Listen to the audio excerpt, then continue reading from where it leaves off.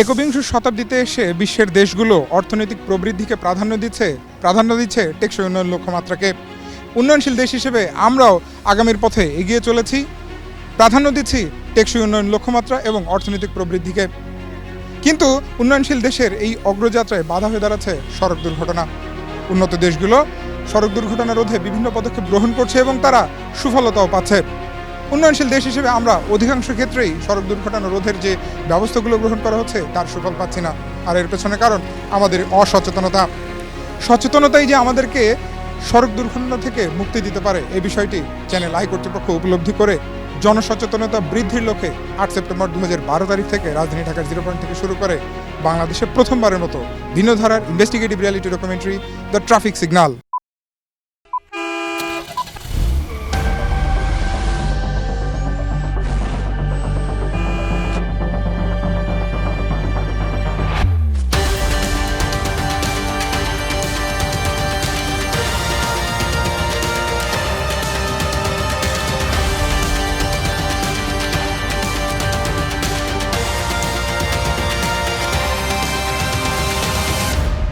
সুনাগরিক হন, ট্রাফিক আইন মেনে চলুন। দ্য ট্রাফিক সিগন্যাল দ্বিতীয় সিজন।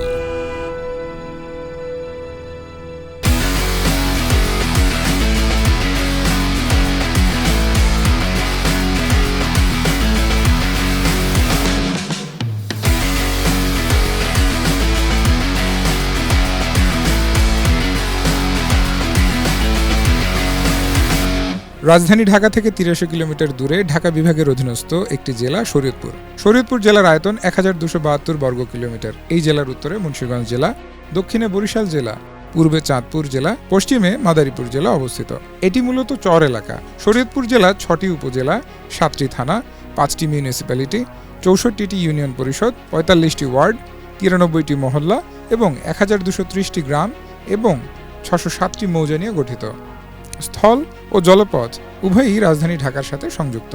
স্থলপথে শরীয়তপুর সদর থেকে ঢাকা মূলত পদ্মা সেতু উদ্বোধনের মাধ্যমে এই শরীয়তপুরে নতুন স্থলপথ তৈরি হয়। জেলাটি স্থলপথে মাদারীপুর, বরিশাল, ফরিদপুর জেলার সাথে সংযুক্ত। এছাড়াও জলপথে নড়িয়া থেকে ঢাকা এবং নড়িয়া ও ভেদরগঞ্জ থেকে চাঁদপুর সংযুক্ত। বাংলাদেশের বিভিন্ন বিভাগ ও জেলা শহরে বহু সড়ক ও মহাসড়ক রয়েছে। সরকারি হিসাব মতে বাংলাদেশের জাতীয় মহাসড়কের সংখ্যা 67টি, আঞ্চলিক মহাসড়কের সংখ্যা 121টি এবং জেলা সড়কের সংখ্যা 633টি। বাংলাদেশের প্রথম জাতীয় সড়ক হল ঢাকা-চট্টগ্রাম মহাসড়ক।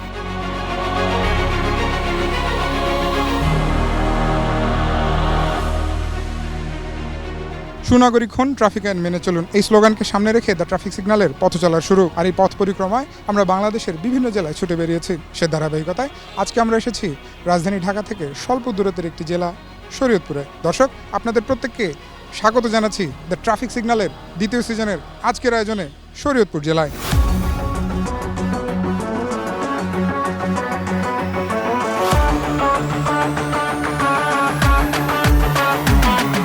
পথ ও পথিক একই সূত্রে গাঁথা হলেও পথের মাঝেই শোকগাথা অনেক গল্পের তৈরি হয় সড়ক দুর্ঘটনার মাধ্যমে। এই সড়ক দুর্ঘটনা আমাদের হৃদয় থেকে আমাদের আপনজনকে কেড়ে নেয়। যেই পথ ব্যবহার করে আমরা গন্তব্যে পৌঁছাই, নিজেদের ঘরে ফিরে যাই, সেই পথে যদি আমাদের জীবনটা চলে যায় তাহলে এই জীবনের সার্থকতা কোথায়?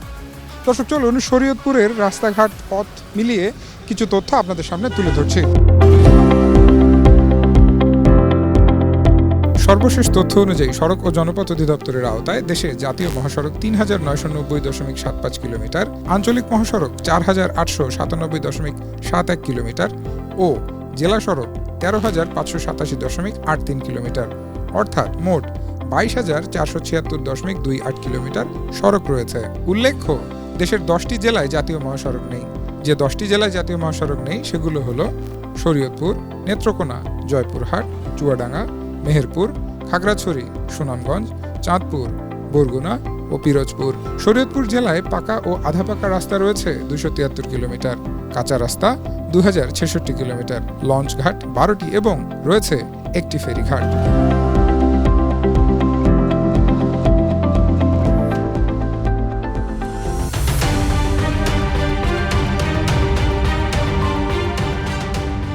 দর্শক, এই মুহূর্তে কথা বলবো শরীয়তপুর জেলায় নিয়োজিত পুলিশ সার্জেন্টের সঙ্গে।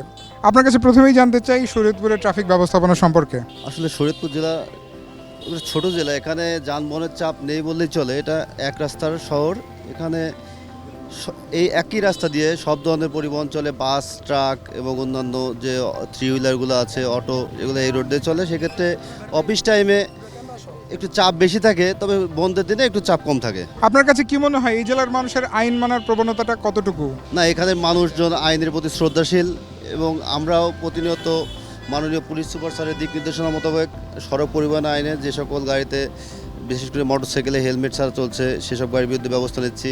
যেসব গাড়িতে ফিটনেসবিহীন গাড়িতে এবং যেগুলো ফিটনেস মেয়াদ উত্তীর্ণ এবং সেই সব গাড়িতে আমরা প্রতিনিয়ত ব্যবস্থা নিচ্ছি। আগে যেমন রেজিস্ট্রেশনবিহীন গাড়ির সংখ্যা বেশি ছিল, তবে এখন আমাদের আইন প্রয়োগের কারণে তারা অনেকটা সচেতন হয়েছে এবং তারা প্রতিনিয়ত হেলমেট ব্যবহার করছে। লাইসেন্স, আগে অনেকের লাইসেন্সই ছিল না, কিন্তু এখন মোটামুটি অধিকাংশ মানুষেরই লাইসেন্স আছে এবং তারা আইনের প্রতি শ্রদ্ধাশীল। আমরা যারা পথ ব্যবহারকারী আছি, পথে চলাচল করি, আমাদেরকে আসলে প্রশিক্ষণের আওতায় আসাটা কতটা জরুরি বলে আপনি মনে করছেন? প্রশিক্ষণ সবারই প্রয়োজন। মানুষের শিক্ষারও শেষ নেই, জানারও শেষ নেই। তাদের মৃত্যুর আগ পর্যন্ত মানুষ শিক্ষা অর্জন করে থাকে। সেক্ষেত্রে যদি নিয়মিত প্রশিক্ষণের ব্যবস্থা করেন, সেক্ষেত্রে মানুষের মধ্যে সচেতনতা ফিরে আসবে।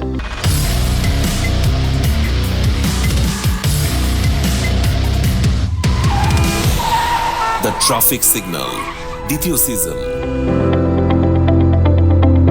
সড়ক নিরাপত্তা নিশ্চিত কল্পে সড়ক দুর্ঘটনা রোধ করার জন্য জনসচেতনতা বৃদ্ধির কোনো বিকল্প নেই। দ্য ট্রাফিক সিগন্যাল এই ধারণা নিয়েই পথ চলা শুরু করেছিল। আর এই ট্রাফিক সিগন্যালের এই ধারণার সাথে একত্রতা পোষণ করেছে রাজধানী ঢাকা থেকে ৮৩ কিলোমিটার দূরের ছোট্ট একটি জেলা শহর শরীয়তপুর। আজ দ্য ট্রাফিক সিগন্যাল শরীয়তপুরে অবস্থান করছে। এই জেলার চালকদেরকে সচেতন করার জন্য একটি কর্মশালার আয়োজন করা হয়েছে এবং কোন কোন বিষয়গুলো এই কর্মশালায় তুলে ধরা হচ্ছে, পুরো বিষয়টি তুলে ধরবো আজকে আপনাদের সামনে। কেন এসেছি বলুন তো? এতজন মানুষ আমরা যে একটা জায়গায় একত্রিত হয়েছি কেন, কি উদ্দেশ্য? আপনারা সবাই, আপনারাও শ্রমিক, আমিও শ্রমিক, আমরা এখানে সবাই শ্রমিক, শুধু প্ল্যাটফর্মটা আলাদা। অবস্থানগত কারণে আমরা এক একজন এক এক জায়গাতে শ্রমটা দিচ্ছি, ঠিক আছে? 2012 সাল থেকে যে কর্মজীবন শুরু হয়েছে আমার চ্যানেলের সাথে, এটা থেকে আমি কিছু অভিজ্ঞতা হয়তো শেয়ার করতে পারি আপনাদের সাথে। আমাকে সময় দেওয়া যায়? শেয়ার করব। আমরা আসলে সবাই চাই সড়কটাকে নিরাপদ করতে, কিন্তু আমার প্রশ্ন হচ্ছে, আমরা যদি সড়কে যারা চলাচল করে চালক ভাই, এদেরকে যদি নিরাপদ করতে না পারি, তাহলে সড়কটাকে নিরাপদ করবো কীভাবে?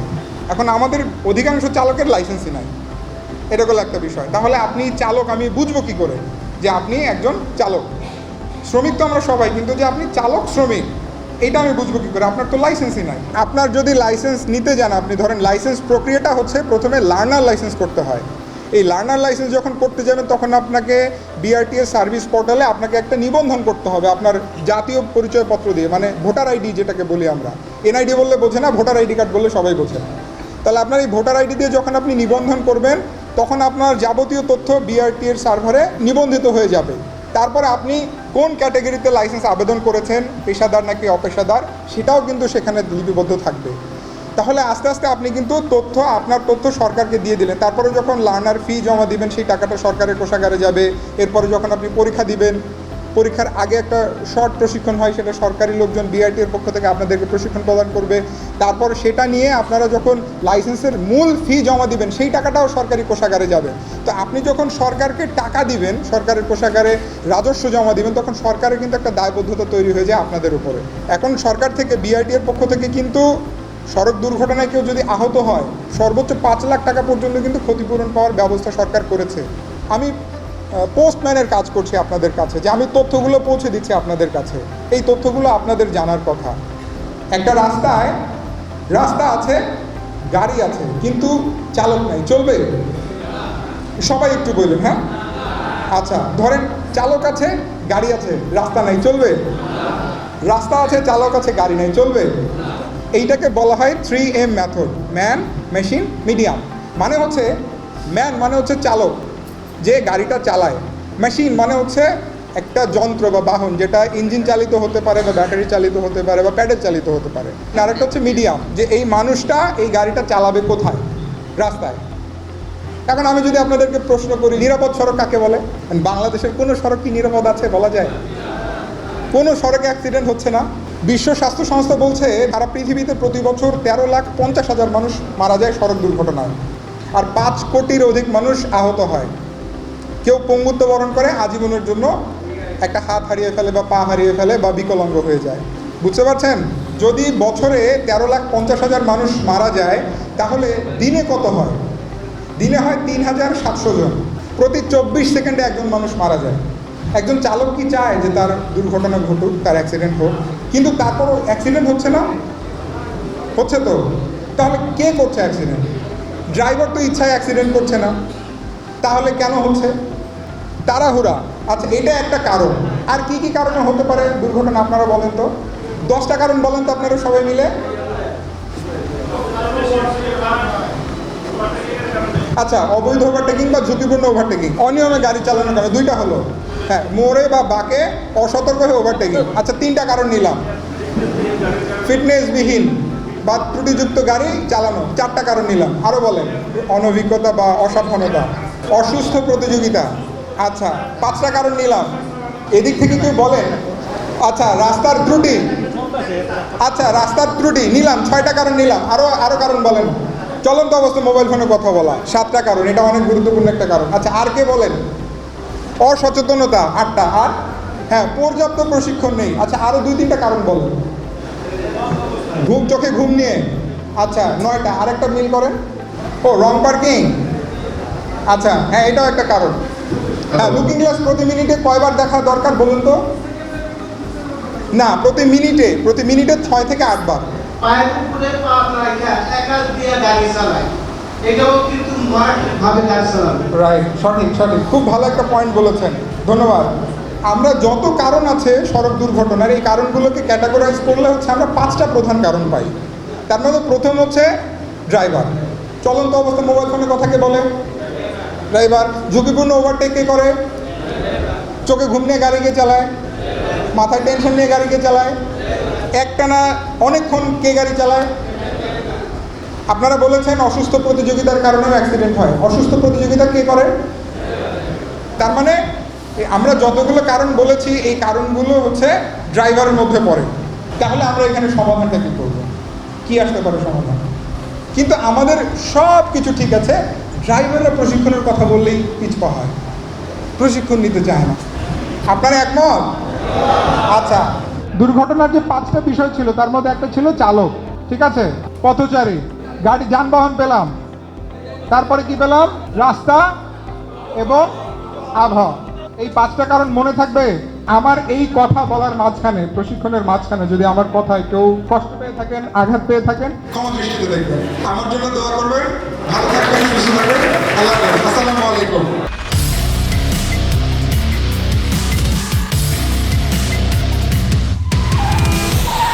দ্য ট্রাফিক সিগন্যাল, দ্বিতীয় সিজন।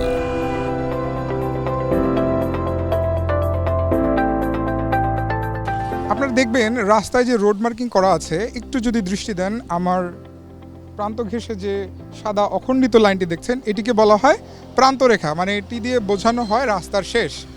আর ঠিক এর সামনে দেখবেন যে এই প্রান্তরেখাটা খণ্ডিত হয়ে গেছে, টুকরো টুকরো অংশে সাদা দাগটি চলে গেছে। এর মানে হচ্ছে এই জায়গা দিয়ে রাস্তা নেমে গেছে, অথবা রাস্তা দিয়ে এখানে যান প্রবেশ করতে পারবে। কিন্তু রাস্তার মাঝখান দিয়ে যখন এইভাবে অখণ্ডিত সাদা দাগ টেনে দেওয়া থাকে, তার মানে হচ্ছে এই জায়গাটিতে ওভারটেক করা যাবে না। কারণ দুর্ঘটনার অন্যতম কারণ হচ্ছে রাস্তার মোড়ে ওভারটেকিং করা, কারণ ওই পাশ থেকে এই পাশে দেখা যায় না। এই মুহূর্তে আপনাদের সুবিধার্থে কিছু গুরুত্বপূর্ণ রোড মার্কিং সম্পর্কিত তথ্য তুলে ধরছি। 2 লেনের সড়ক, 3 লেনের সড়ক, 4 লেনের সড়ক, 6 লেনের সড়ক, লেন রেখা, সতর্কীকরণ রেখা, প্রতিবন্ধক রেখা, দ্বৈত প্রতিবন্ধক রেখা, প্রতিবন্ধক এবং লেন রেখা, প্রান্তিক রেখা, হলুদ প্রান্ত রেখা, হলুদ লেন রেখা, হলুদ দ্বৈত প্রতিবন্ধক রেখা, লেন রেখা অর্থাৎ রাস্তার মাঝখানে খণ্ডিত সাদা দাগ থাকে যেখানে ওভারটেক করা যাবে, দ্বৈত প্রতিবন্ধক রেখা অর্থাৎ রাস্তার মাঝখানে অখণ্ডিত 2টি দাগ সমান্তরালভাবে টেনে দেওয়া থাকে যা সড়ক দ্বীপ নির্দেশ করে, অর্থাৎ এখানে কোনোভাবেই ওভারটেক করা যাবে না। প্রতিবন্ধক এবং লেন রেখা, যে পাশে লেন রেখা রয়েছে সে প্রান্ত দিয়ে ওভারটেক করা যাবে, তবে বিশেষ প্রয়োজনে এবং অতি সতর্কতার সাথে।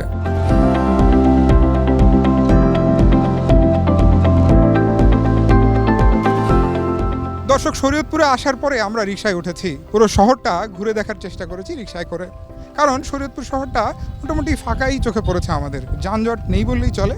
তবে দু একটা জায়গায় অনিয়ম চোখে পড়েছে, যেটা একটু সচেতনতার সাথেই পরিবর্তন করা সম্ভব। আসলে রাস্তা যদি ফাঁকা থাকে তাহলে গন্তব্যে পৌঁছানোটা সহজ হয়ে যায়, কিন্তু আমরা যদি অসচেতনতা অসাবধানতায় এই রাস্তাটাকেই যানজটপূর্ণ করে তুলি, দুর্ঘটনাপ্রবণ করে তুলি, তাহলে এই দায়টা কার? আমরা দ্য ট্রাফিক সিগন্যাল বলতে চাই, এই দায় থেকে আমরা বেরিয়ে আসতে চাই, সচেতনতার পথে পা বাড়াতে চাই। হোক না ভালোর শুরুটা আমার নিজেকে দিয়েই।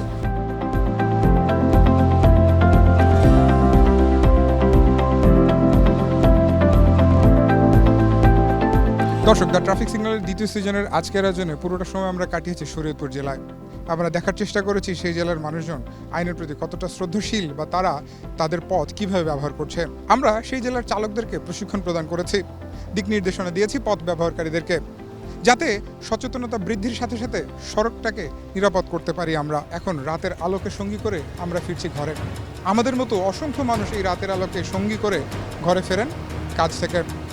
আমাদের এই ঘরে ফেরাটা যেন হয় নিরাপদ, নিশ্চিত। ভালো থাকবেন, সুস্থ থাকবেন, নিরাপদে পথ চলবেন, ট্রাফিক আইন মেনে পথ চলবেন। The traffic signal.